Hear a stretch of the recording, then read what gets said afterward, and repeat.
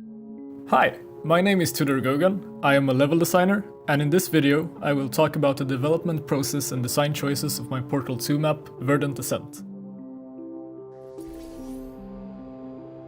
Verdant Ascent is a Portal 2 map created during the course of 4 weeks using the Portal 2 Puzzle Maker and Hammer World editor. My main ambition with this level was to create an innovative and fun puzzle while further improving my level design and hammer skills.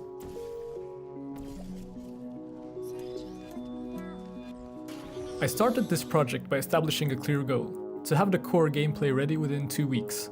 The in-game Portal 2 Puzzle Maker was an excellent tool for this purpose, as it enabled me to quickly iterate on new concepts and ideas. During the first days, I brainstormed through roughly 10 different puzzle concepts. I could spend around 2 hours on a concept, ask a fellow student to try it out, and afterwards scrap it in order to experiment with other ideas.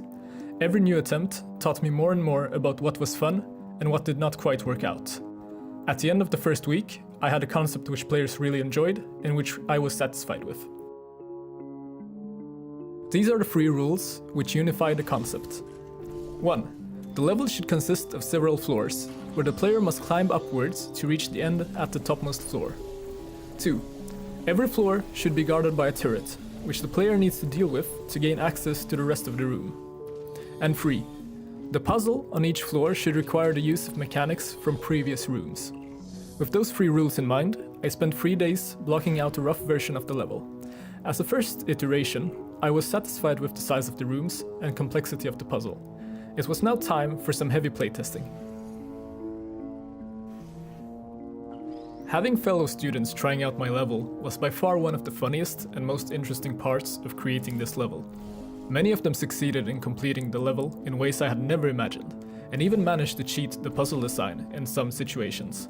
I received tons of great and honest feedback during those 2 days of testing and iterating, and I'm really grateful as it helped improve my level.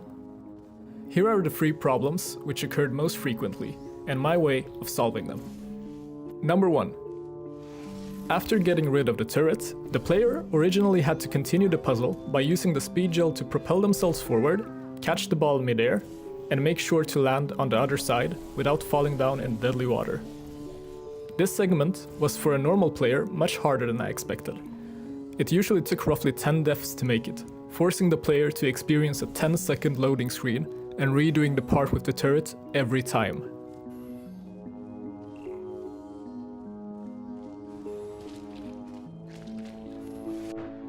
To solve this, I changed the puzzle, making it rely more on logic rather than quick reflexes.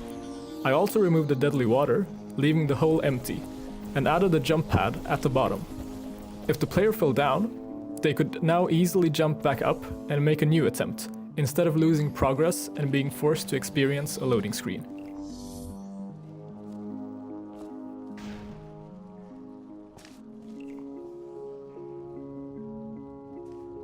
Number 2. Having completed the main part of the first floor, the player now had access to the sphere, which could be inserted into the receptor. This turned off the tractor beam coming from the tunnel, enabling the player to jump over to the second floor without getting stuck in the beam. Unfortunately, most players came up with an entirely different solution. They thought that they should head into the tunnel. Not only was it extremely hard to get into the tunnel, but even if the player succeeded, it just led to a dead end. I fixed this by removing a large part of the wall, showing clearly to the player that she or he should not head towards that direction.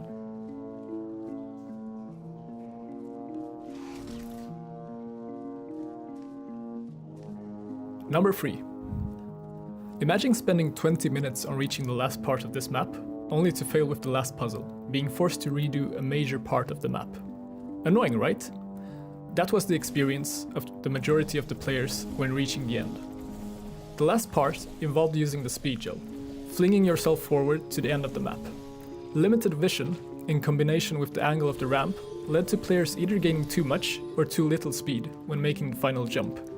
This usually resulted in falling down to the second floor, instead of completing the map. Removing the ramp was a really simple but effective solution. The player now had full vision of the end and could decide the timing of the final jump for herself or himself. Players were pleased, as no more annoying falls happened after this small tweak.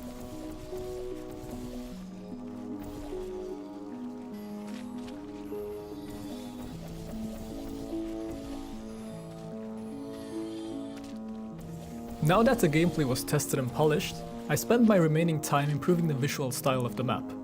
I studied several chamber styles by playing varying parts of Portal 2, and decided to go for the overgrown style, to make it feel more unique.